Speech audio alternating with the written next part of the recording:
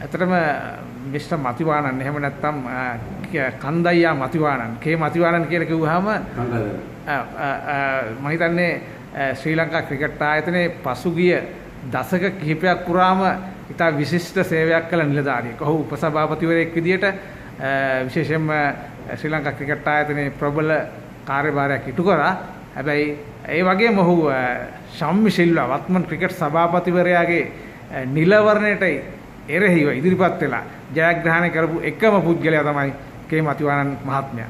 ඇත්තටම කියන්න මතිවානන් මහත්තයා ඔබ පසුගිය කාලය පුරාවටම ශ්‍රී ලංකා ක්‍රිකට් ආයතනයේ කරපු සේවයට යම් කිසි ආකාරයක ප්‍රතිචාරයක් ලැබිලා තියෙනවද? මම හිතන්නේ ශ්‍රී ලංකා ක්‍රිකට් ක්‍රීඩාවේ ඔබ දක්වපු ශ්‍රී ලංකා ක්‍රිකට් ක්‍රීඩාව ඉදිරියට ගෙන යන්න එක්ස්කෝ එක නැත්නම් විධායක සභාවේ ඒ කළපු කාර්යයට ප්‍රතිචාර දක්වන්නේ කොහොමද මිනිසුන්ගේ? ඇත්ත කියනවා මම දන්නවා ආමුව වැඩ කරපු කෙනෙක් ඒක නිසා තමයි මගේ බිස්නස් එක අප්සෙට් ගියේ මේ ගොඩක් වෙලාවට මම ක්‍රිකට් බෝඩ් එකේ තමයි වෙලාවට මම ඉස්ත කරේ ඉස්සරහට ඒක නිසා තමයි මම මේ තත්ත්වයට ඇවිල්ලා ඉන්නේ. ඒ වුණාට අපි හිතෙන විදිහට ක්‍රිකට් තාම ගියේ නැහැ උඩට. ඇත්තටම ඔබ යාපනයේ ඉඳලා ඇවිල්ලා කොළඹට ව්‍යාපාර ජාලයක් ගොඩනගාගත්ත පුද්ගලෙක්. ඒ සියලු ව්‍යාපාර ඔබට අහිමි වුණා. ඒ අහිමි වෙන්න හේතුව තමයි මේ ක්‍රිකට් ක්‍රීඩාව, ක්‍රිකට් පාලක මණ්ඩලය ඔබ තනතුරු දරපු කාලය. ඇත්තටම ඔබට දුක හිතෙන්නේ නැද්ද මේ ව්‍යාපාර ජාලය අහිමි වුණා කියලා? ඇත්ත දුක තමයි මේක දුක මම පටන් ගත්ත ව්‍යාපාරය පොඩි ව්‍යාපාරනේ සායන මාසි වෙලා පොඩියට පටන් ගන්න ඊට පස්සේ ලොකුට ආවා. මගේ කම්පැනි එක RC විතර වැඩ කරා. කම්පැනි එකේ ක්‍රිකට්ස්ලා 25 විතර වැඩ කරා. ඒ කියන්නේ ක්‍රිකට්ස්ලා ඇන්ජලි මැතිව්ස්, මනින්ද වර්ණපුර ඒවා රුචි පෙරේරා, සජිත් පෙරේරා ගොඩක් කටේ ජීවන පුතුංග මේ ඒවා ක්‍රිකට්ස්ලා ගොඩක් වැඩ කරා. ඒකට මම ජොබ් දුන්නා. ධනික ප්‍රසාද් අවුරුදු 8ක් වැඩ කරා. කුෂ කුමාර මුතුමනිගේ රන් කුෂ කුමාර ඔක්කොම වැඩ කරා. මම ඒකම බැලුවේ මේ එයාලට ක්‍රිකට් එකට උදව් කරනවා කියලා. මමත් මට ජොබ් එක හම්බුනේ කොළඹ ආපුවාම යාපනයේ කොළඹ ආපුවාම ක්‍රිකට් නිසා තමයි මට ජොබ් එක හම්බුනේ. ඒක නිසා මම හිතුවා ක්‍රිකට් එකට මොකද කරනවා කියලා ඉන් රිටර්න්. ඒක නිසා තමයි මම මේ ඒ වුණාට මම හිතන්නේ මම වැඩි වෙලාව මෙම විවිධ ක්‍රිකට් නිසා තමයි මගේ කම්පැනි එකේ ලොකු අප්සෙට් ලොකු නැති උනේ. ඇත්තටම මිස්ටර් අතිවාන දැන් ඔබ ඇත්තටම ශම්මි සිල්වාට එරෙහිව නිලවරණයට ඉදිරිපත් වෙලා ජයග්‍රහණය කළේ කොහොමද? ඔබ විතරයි ජයග්‍රහණය කළේ පුද්ගලයා. මම විතර තමයි මේ ඔපොසිෂන් ඒ කියන්නේ අනිත් පැත්ත කෙනෙක් විතර මම තමයි ජයකාරකරේ මේ වයිස් ප්‍රෙසිඩන්ට් හැටියට. ඒ නෝඩ මට ඒක මාසෙකින් මම අයින් වුණා. හේතුව ඒක වැඩ කරන්න දුන්නේ නැහැ, වැඩ කරන්න දෙන්නෙත් නැහැ. මගේ කාමරේ වයිස් ප්‍රෙසිඩන්ට් කාමරේ බාරලා බැවුවා. ඉලෙක්ෂන් දීපු දවසම බැවුවා. ඊට පස්සේ මට ඉන්න තැනක් නැහැ. ඒ කියන්නේ ගිහින් වාඩි වෙන්න වැඩ කරන තැනක් නැහැ. ඒ වුණාට ඒකත් එක්ක මීටින් යන්න බැරි වුණා. මේ හේතුව මෙයාලා මට සබ්මිෂන් දෙවන්නේ නැහැ, මිනිස් දෙවන්නේ නැහැ. මට කිව්වා ඇවිල්ලා මේ ටිකට් බෝඩ් එකට ඇවිල්ලා විලාසින් ඇවිල්ලා ඉඳලා ඔක්කොම කියවලා මා කරන මේ ලියා ගන්න කියලා මට මුකු දුන්නේ. ඒ වගේ එච්චරට මම ඒ වගේ තමයි මම සලකුවේ මේ ටිකට් බෝඩ් එකේ ශම්සීල් වාගේ කමිටි ශම්සීල් තමයි මුලින්ම ඒකට එයා තමයි ඒකට වාකියන්න ඕනේ. ඔව්. දැන් ඇත්තටම මතුවන් මහත්තයා දැන් ශම්මි සිල්වාගේ මේ වත්මන් ක්‍රිකට් විධායක කමිටුව ගැන ඔබ මොකද හිතන්නේ? දැන් එතන ක්‍රිකට් කමිටු එකේ දැන් එතන ක්‍රිකට් ගාපු කට්ටිය ටික දෙනා ඉන්නේ. වැඩි ඉන්නේ නිකන් යාගේ යාළුවෝ යාගේ ගෝලේ ඒ වයි කට්ටිය තමයි ගොඩක් ඉන්නේ ක්‍රිකට් බෝඩ් එකේ. ඔව්. දැන් ට්‍රෙෂර් කියලා එකෙක් ඉන්නවා. එයා මේ ක්වොලිෆයිඩ් නෙවෙයි. එයා තමයි ට්‍රෙෂර්. ඔව්. මේක ට්‍රෙෂර් මේක ඇවිල්ලා කොඩි ගාන සම්බන්ධ විච ක්‍රිකට් බෝඩ් එකේ බිලියන් ගාන මේ DDC ක්‍රිකට් බෝඩ් එකට නිකන් කෙනෙක් ඇවිල්ලා ට්‍රෙෂර් වගේ ඉන්නවා නම් ඔව් ඒකෙන් අපි දරන්න පුළුවන් මේ ක්‍රිකට් බෝඩ් එක කොච්චර දුරට යන්න පුළුවන් කියලා. ඔව් දැන් ඇත්තටම ශම්මි සිල්වා කියන්නේ මේ ඔහු ක්‍රිකට් ක්‍රීඩා කරපු පුද්ගලෙක්. ඇත්තටම ඔහුට එරෙහිව මේ වෙනකොට විශාල ජන බලයක් ගොඩනගමින් පවතින ඔහුට ඉවත් වෙන්න කියලා කියනවා. මෙන්න මේක ගැන ඔබ මොකද හිතන්නේ? ඔය ඒක ඇත්තම නේද මේ ක්‍රිකට් ටීම් එක හොඳට සෙල්ලම් කරන්නේ නැත්නම් අනිත් එක හරියට සිස්ටම්ස් මුකුත් හරියට දාලා නැත්නම් මේ උඩ ඉන්න කටි තමයි ඒක වා කියන්න ඕනේ. ඒක ක්‍රිකට් ඇඩ්මිනිස්ට්‍රේෂන් කටි තමයි ඒක වා කියන්න ඕනේ. ඉතින් ඒ වැඩි තමයි ඒක තමයි මිනිස්සු ඔක්කොම දැන් කෑ ගන්නේ අයිවෙන්න කියලා. ඔව්. ඉතින් මමත් නඩු දැම්මා. ඔව් දැන් ඇත්තටම ඔබ අන්න ඒ වචනේ හරි වැදගත්. ඔබ ඔහුට එරෙහිව නඩුවක් විශේෂ අධිකරණයට ගියා. නමුත් අධිකරණයෙන් ඔබේ නඩුව ප්‍රතික්ෂේප වෙනවා. ඔබ පරාජයටපත් වෙනවා. මෙන්න මේක මොකක්ද ඇත්තටම කතාව? පරාජය නෙවෙයි. ඒ කියන්නේ විසිකරන නඩුව හේතුව මම නඩු දාන්න තිබුණා කියලා මේ ක්ලබ් එකේ මම තමයි ඉන්ඩිවිජුවල් නඩුව. ඒ කියන්නේ ඔබ නියෝජනය කරන කෝල්ස් ක්‍රීඩා සමාජයෙන් ඔබ ඉදිරිපත් වුණේ නැහැ කියලා. ක්ලබ් එකෙන් මම දාන්න නැහැ කියලා තමයි නඩුවේ විසිකරේ උසාවියේ. ඇයි ඔබට කෝල්ස් ක්‍රීඩා සමාජය හරහා ඒක කරගන්න බැරි වුණේ? නෑ මම හිතුවේ නෑ කෝල්ස් ක්ලබ් එකෙන් මමත් මේ ලංකාවේ ඉන්න පුද්ගලයෙක් නේ. ඔව්. ඉතින් හැම පුද්ගලයෙකුට අයිති දිනවා කියලා මම හිතුවා මේ නඩු දාන්න ගෞරවය වැඩි කරනවා නම් ඒක නඩු දාන්න. ඔව්. ඉතින් එහෙම හිතලා මම නඩු දැම්මේ. ඒනොට මේ ජජ් සුප්‍රීම කෝට් එකේ ජජ්ස්ලා ඒ තීන්දුව වෙන්නේ නෑ මේ ක්ලබ් එකේ ස්ටේක් හෝල්ඩර් එකෙන් තමයි නඩු දාන්න ඕනේ කියලා. ඒ කියන්නේ සාමාන්‍ය පුද්ගලයෙකුට බැරිද ශ්‍රී ලංකා ක්‍රිකට් ආයතනයට විරුද්ධව ශ්‍රී ලංකා ක්‍රිකට් සභාපතිවරයාට එරෙහිව විරුද්ධ නඩුවක් දාන්න? නෑ මට ආරංචි වුණා මේක ඉලෙක්ෂන් ගැන නඩු දානවා නම් මේක මම නඩු දැම්මේ මට කන්ටෙස්ට් කරන්න මට වෙලා දුන්නා කියලා මම නඩු දැම්මේ. ඔව් ඒ නඩු දාන්න බෑලු කෙලිම මේ පුස්තකයකින් දාන්න බෑලු. ඒක ස්ටේක් හෝල්ඩර් එකකින් තමයි ස්ටේක් හෝල්ඩර් දුරු තමයි දාන්න ඕනේ ඒ නඩුව. එහෙමයි මට පස්සේ මට ආරංචි වුණා. උසාවියෙන් ලැබුණු තොරතුරු. හරි. හරි කොහොම වුණත් මතිවන් මහත්තයා දැන් ශම්මි සිල්වා නිලවරෙන් ජයග්‍රහණය කළා. තවත් අවුරුදු දෙකකට තේරිපත් වෙලා ඉවරයි. දැන් කොහොමද කියන්නේ මේ ඡන්දයෙන් තේරිපත් වුණු පුද්ගලයෙකුට ඉවත් වෙන්න කියලා? ඒක ICC එකේ රූල්ස් එකට එකඟ වෙන්නේ නැහැ නේද?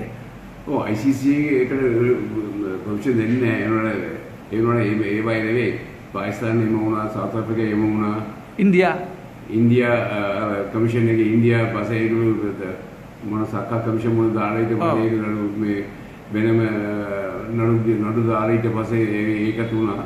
ඒක නිසා මම කියන්නේ නෑ මෙමය කවුද වැරදි කරනවා නම් ICC එකට කතා කරලා එහෙම කරන්න පුළුවන්. මේ ඉස්සර වුණානේ. ඉස්සර ICC එකෙන් මේ කොමිෂන් දුන්නා ඉස්සර ඉන්ටර් කමිටි එකට දාන්න. ඒකනේ එක්ස්කෝ අයින් කරලා ඉන්ටර් කමිටි දාන්න ඉස්සර දුන්නා. ICC එකෙන් කොමිෂන් දුන්නා. ඔව් 2011 කාලේ වගේ මට මතකයි DS ද සිල්වා අතුරුකම් ඉන්ටරිම් එකේ චෑමන් උනේ.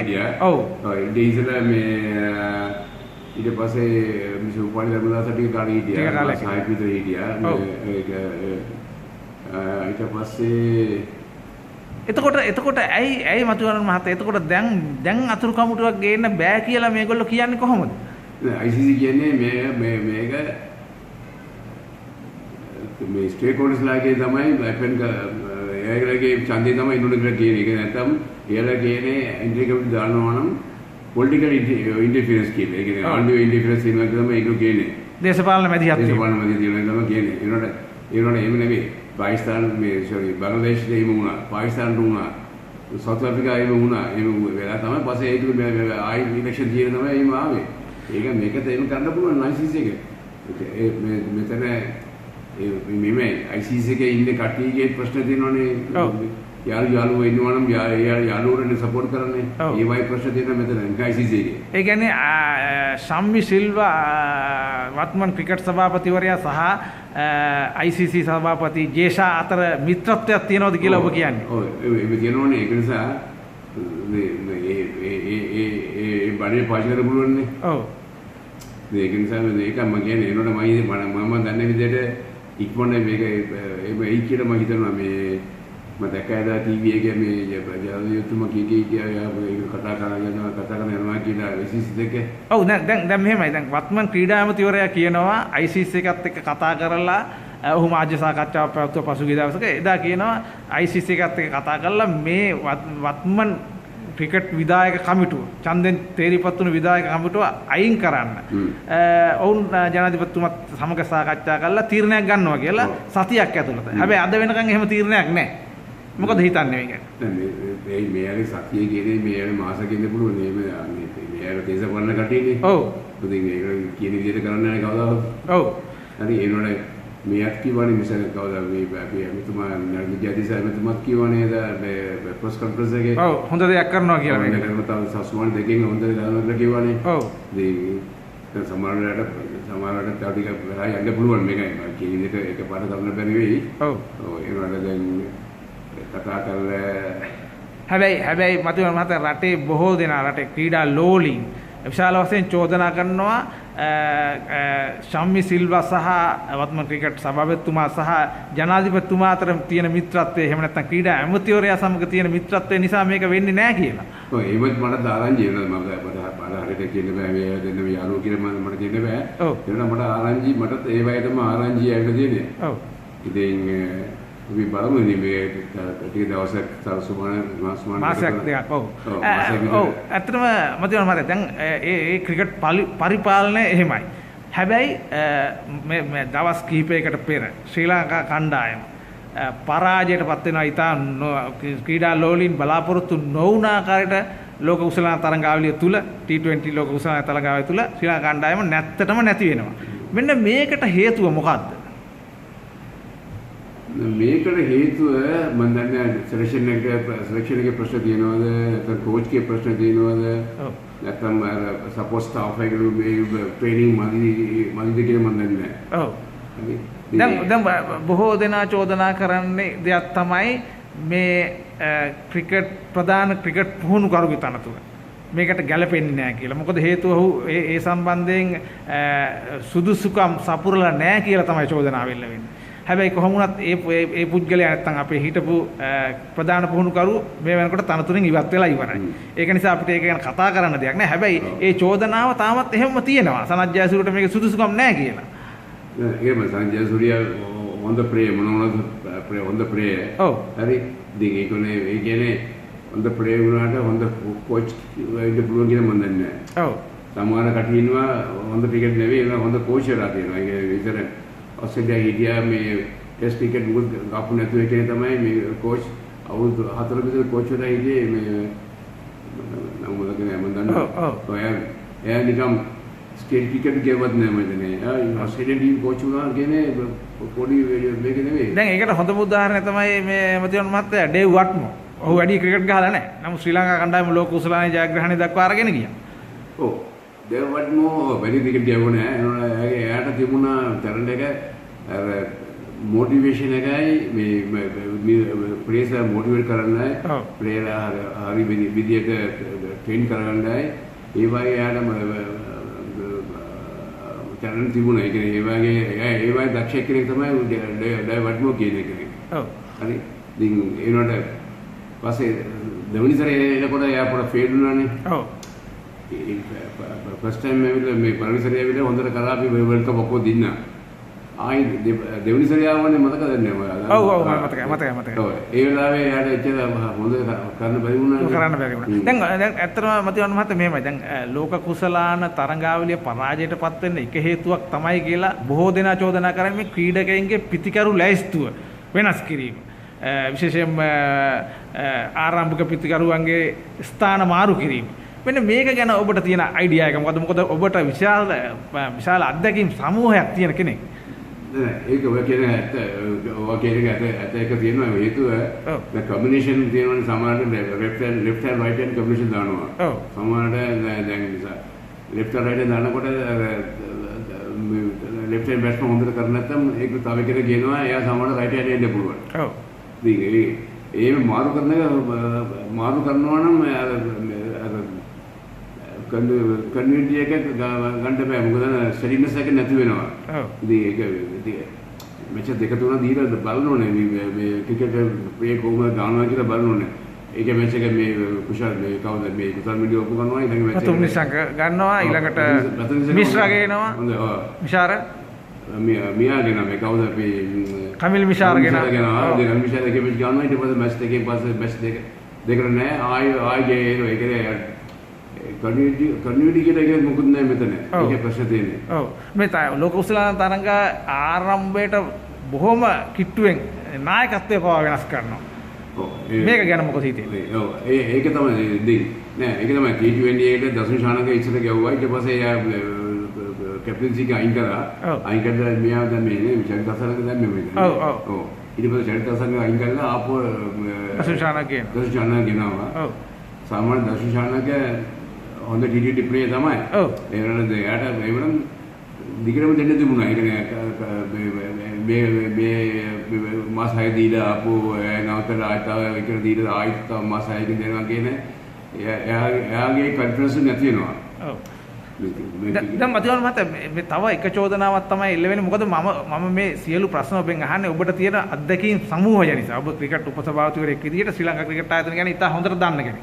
දැන් තව එක චෝදනාවක් තමයි එල්ල වෙන්නේ මේ ක්‍රීඩා ලෝලින් තමයි මේක කියන්නේ. මේ පරාජය දිහා බැලුවම පේන්නේ මේ තරඟ පාවා දෙනවා කියලා. මේ මාතෘකාව දැන් යාලිත් කරලියට ඇවිල්ලා තියෙනවා. මේ මොකද්ද මේක? මට ඒවයි අරන් වුණා. මේක සාමාන්‍ය මැච් ෆික්සින් කියලා මේක කියන්නේ. කිව්වත් අර හිට් විකට් එකේ පස්සේ කවුද හිට් විකට් එක අවුට් වුණානේ. ඔව්. ඒකේ පස්සේ තමයි මේ කතාව පටන් ගත්තේ. ඔව්. සාමාන්‍ය හිට් විකට් එක එන්නේ සාමාන්‍ය එන්නේ නෑ. ඒ වුණාට කියන්න බෑ සමහරවිට බැට්ස්මන්ගේ ඔව් වැරදීම කිවෙන්න පුළුවන්. පුළුවන්. ඒකේ තමයි මම මේ කතාව එළියට ආවේ. ඔව්. මේ ඇත්තටම එහෙම වෙන්න පුළුවන්ද? ඒ වගේ දේවල් වෙන්න පුළුවන්ද? ෆික්සින් වෙලා තියෙනවනේ. කොමරි විසර මේ ෆික්සින් වෙලා තියෙනවනේ. ඔව්. අපි ශ්‍රී ලංකා ක්‍රිකට් එකේ මැච් ෆික්සින් වෙලා තියෙනවා. දැන් ඇත්තටම ඒකට හොඳම උදාහරණයක් තමයි හිටපු ප්‍රධාන පුහුණුකරු සනත් ජයසූරිය. ඔහුගේ ෆෝන් එක නැත්තම් මේ මොබයිල් ෆෝන් එක ICC එකෙන් ඉල්ලනවා. ඔහු ඒක දෙන්නේ නැහැ. ඉතින් මේ වගේ දේවල් පේනකොට ජනතාව රටේ ප්‍රේක්ෂකයෝ හිතනවා මේක ඇත්ත තමයි කියලා. ඔය එහෙම ඒ වගේ CCTV විදිහේ හිතනවා මේක ඇත්ත වෙන්න පුළුවන් කියලා. මොකද දැන් අනිත් එක අපරාධ සචිසෙන් එකත් ඔව් හරි ඒ වගේ තව කීප දෙනෙක් ඉන්නවා හරි මට හරියට මම නම කියන්නේ මට හැමදේ නෑ ඔව් ඒක නිසා තමයි මම කියන්නේ අපිට හරියට ක්‍රිකට් බෑ මේකේ මැච් ෆික්සින් නැද්ද කියලා ඔව් මේ කියන්නේ අල්ලගන්න වෙනකම් සාක්ෂි නැතුව මුත් කියන්න බෑ ඔව් දැන් ඇත්තටම එක දෙයක් තියෙනවා මතුවන මහත්තයා දැන් ඔබතුමා ශ්‍රී ලංකා ක්‍රිකට් ආයතනයේ හිටපු නිසා මේ ගැන ඉතා හොඳින් දන්නවා. මේ ශ්‍රී ලංකා ක්‍රිකට් සභාපති තනතුර ශ්‍රී ලංකාවේ ජනාධිපතිවරයා වෙන්න පුළුවන්. හැබැයි ක්‍රිකට් සභාපති වෙන්න බෑ කියලා මුරලි කියනවා. මෙන්න මේක මොකද්ද මේ කතාව? මුරලි විතර නෙවෙයි ළඟදී මම දැක්කා චමින්ද මාසන් කියලා දීපා. ඔව්. ඇත්තටම මොකද්ද මේ අමාරුව මොකද්ද මේක? මේ ක්‍රිකට් බෝඩ් ඉලෙක්ෂන් කියන්නේ එතන පොඩි මේක තියෙනවා පොඩි මම කියනවනම් හරියට කියනවා නම් ඔව් ගේම් එක ගන්න තියෙනවා ඔව් හරි ගේම් නේ ක්‍රිකට් ගේම් නෙවෙයි ඔව් ගේම් එක ගන්න තියෙනවා ඔව් මම දන්නවනේ මම මේ ක්‍රිකට් ශ්‍රී ලංකා ක්‍රිකට් බෝඩ් ඉලෙක්ෂන් එකට මම ඉලෙක්ෂන් කීපයකට ඉදිරිපත් වුණ කෙනෙක් ඒකට හැමදාම මම දින්නා මොන වුණත් මම පරිදේ නැහැ අනිවාර්යයෙන් ඔව් හැමදාම මම දින්නා මට මේ ක්ලබ්ස් ලාගේ ඩිස්ට්‍රික්ට් ආයේ කටි සායන සපෝට් දුන්නේ නැද්ද කියනවනේ. ඔව්. මම ඒක නිසා මම එයාට දොස් කියන්නේ නැහැ. ඒනොත් සමහර ඩිස්ට්‍රික්ට්ස් ප්‍රොෆෙෂනල් ඇසෝසියේෂන් එකේ ඉන්න කට්ටිය ඔව්. මුදල් වලට මේක යනවා කියන එක තමයි මේවා මිස්ටර් මතිවාන මේවා ජනතාවගෙන් හංගන්න බෑ. ඒ මේ රටේ ප්‍රේක්ෂකයෝ මේ රටේ ජනතාව මේ සියල්ල දන්නවා.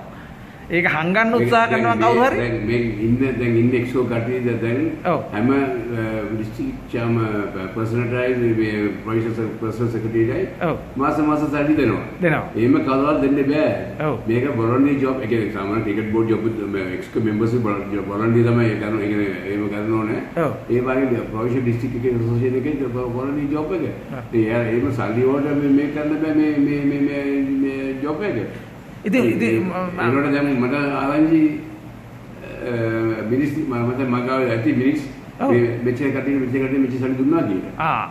ඒක තමයි. එතකොට ඇත්තටම ඒක පගාව දෙනවා වගේ. ඒක ඇත්තටම නීති විරෝධී වැඩක්. ඔව්. ඉතින් ඒ දේවල් නමුත් සිද්ධ වෙනවා. එතකොට ඇත්තටම දැන් මතිවාන මහත්තයා ඔබතුමා කොහොම කිව්වා මොන ආකාරයට දැන් පගාව දීලා හරි මොනව ක්‍රමයකට හරි ඇත්තටම අර්ජුන රණතුංග හිටපු ලෝක කුසල හදිනපු නායකයා. ඔහුට ඡන්ද 7යි හම්බුනේ. අනිත් පාර්ශවයේ ඉතා විශාල ඡන්ද සංඛ්‍යාවෙන් ජයග්‍රහණය කරනවා. ඉතින් මෙහෙම වෙන්න පුළුවන්ද? නේ එහෙම වුණානේ. ඔව්. ඒක තමයි. එහෙම වුණා. ඔව් එතන ලොකු ගේම ගියා. හරි. ඒ කියන්නේ ඇත්තටම මේ රටේ ජනතාවට හංගන්න දෙයක් නැහැ. මේක හරහා විශාල ඩීල් එකක් වෙනවා මුදල් ගනුදෙනුවක් වෙනවා. මේක තමයි ඇත්ත තත්ත්වය. ඔබතුමා ඒක පිළිගන්නවද? ඔව්. ඇත්ත.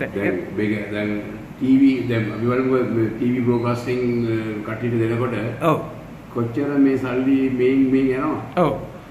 මම දන්නවනේ ඒක මම කියන්නේ. ඒ කියන්නේ දැන් ඔබතුමා හිටපු නිලධාරියෙක් විදියට විධායක සභාවේ ඔබතුමා මේක පිළිගන්නවා. ඒ කියන්නේ දැනටත් මේක වෙනවා බොහෝ විට ඉදිරියටත් වෙන්න පුළුවන්. ඔව්. දැනට වෙනවා මම හිතන්නේ. ඉතින් මට විතර මම නවත්තන්න බෑනේ. මම එදා මේ 2019 ඉලෙක්ෂන් තේලේ ඒකේ මම විතරයි ඉලක්කුණේ අන කටි ඔක්කොම පරාදයටපත් වුණා. මම විතරයි ජයන්ත ඔක්කොම විශාල ඔක්කොම පරාද වුණා. ඒ වුණාට මම එතන මීටින් දෙක තමයි ගියේ. ඊට පස්සේ මම යන්න ගියේ මම අයින් වුණා. හේතුව එතන ලොකු ගේම් යනවා. ඉතින් මමත් ඒකට වාක්‍ය දෙවෙයි කියලා මම අයින් වුණා ක්‍රිකට් බෝඩ් එකෙන්. දැන් ඔබතුමා ජයන්ත ධර්මදාසගේ නම සඳහන් කරා මෙතන. ඇත්තටම ඔහු වෙනත් පැත්තක ඉඳලා ඇවිල්ලා දැන් මේගොල්ලොත් එක්ක එකතු වෙලා කොහොමද වාඩි වෙලා ඉන්නේ මේකේ? ඒක තමයි කියන්නේ. ඒක තමයි ජයන්ත ධර්මදාස කියන්නේ. ඒක තමයි ජයන්ත ධර්මදාස කියන්නේ. ඒක තමයි ඉතින් මම අයින් වුණා. ඔව්. උදේ අයින් වුණා. ඔව්. හවස ඇවිල්ලා එයා වාඩි වුණා. ඔව්. හරි ඒ කියන්නේ නිකම් අපොයින්ට්මන්ට් විදියට ඒ කියන්නේ ඉලෙක්ෂන් නෙවෙයි. එයා ඉලෙක්ෂන් ප්‍රදුනානේ ප්‍රෙසිඩන්ට් පෝස්ට් එක කන්ටෙස්ට් කරලා ප්‍රදුනානේ. ඔව්. ඉතින් මම අයින් වුණා. ඉතින් මතිවාන මහත්තයා මේ තාම ඉන්නවනේ ක්‍රිකට් බෝඩ්. තාම ඉන්නවා. මේ මහත්වරුන්ගේ ක්‍රීඩාවේ මේගොල්ලෝ රෙදි නැතුවද මේ විදියට මේ වැඩ කරන්නේ? දැන් මේක මට කියන්න බෑ. මාතුරුගේ ක්‍රීඩාව කියලා මට කියන්න බෑ දැන්. ඔව්. දැන් මේක නෙවෙයි මාතුරුගේ ක්‍රීඩාව නෙවෙයි ක්‍රිකට් කියන්නේ. ඒක කාලේ තිබ්බා. ඔව්. ඒ කාලේ ගියේ ඉවරයි. දැන් ඇත්තටම මේ පරාජිත ශ්‍රී ලංකා කණ්ඩායම ගොඩනගන්න ඔබතුමාට තියෙන අත්දැකීම් අනුව මොකද්ද කරන්න ඕනේ මේ කණ්ඩායමට? ඇත්ත කියනවා නම් ඒක අමාරුයි. ඒක අවුරුදු දෙකකින් එම කරන්න බෑ. ඔව්. ඒක අවුරුදු දෙක තුනක විතර ඇයි මේ හරියට ගොඩ ගන්න හරියට ප්ලෑන් කරලා ඉම්ප්ලිමන්ට් කරන්න ඔක්කොම. ඔව්. හරි ෆිට්නස් බලන ඔක්කොම කරලා කාලයක් යනවා. කාලය ඕනේ. එකපාරට මේව කරන්න බෑ. ඒමනම් සංදේශවල තිබුණාට එකපාරටම කරන්න මැච් එක කරන්න පස්සේ එන්නේ මැච් ටික ඔක්කොම ඉදිරියට එන්න බෑනේ. බෑ. ඇත්තටම දැන් මම හිතන්නේ දැන් ක්‍රීඩා ඇමතිවරයා හෝ ජනාධිපතිවරයා හෝ මේකට තීරණයක් අරගෙන අතුරු කමිටුවක් නම් කරොත් ඒ සඳහා ඔබට තියෙන අත්දැකීම් සහ ඔබට තියෙන හැකියාව මත ඔබටත් කැඳවීමක් නැත්නම් ඉල්ලීමක් කරයිද සම්බන්ධ වෙන්න කියලා? නෑ සම්බන්ධ වෙන්න කියලා කියවනම් මම යනවා. මම උදව් කරනවා. මගේ ජීවිතයේ ක්‍රිකට් තමයි පළවෙනි මේක කියන්නේ මගේ ලේ තියෙන ක්‍රිකට් තමයි. අනිවාර්යයෙන්. ඇත්ත කියනවා. ඔව්. හරි. ඔව්. මම ඒක නිසා මට එන්න කිව්ව මට පරිවිය ආවනම් මම යනවා. මම ගිහින් උදව් කරනවා. ඇත්ත කියනවා. මගේ අන්තිකයි මම දැන් බිස්නස් මොකද නෑ නිකන් ඉන්න නිසා මට වෙලා තියෙනවා මේ විදියට කරන්න. ඔව් ඇත්තටම මම හිතන්නේ ඔබ වගේ පුද්ගලෙක් ඔබට හිමි ව්‍යාපාර ජාලය අහිමි කරගත්තු පුද්ගලෙක් ශ්‍රී ලංකා ක්‍රිකට් නිසා.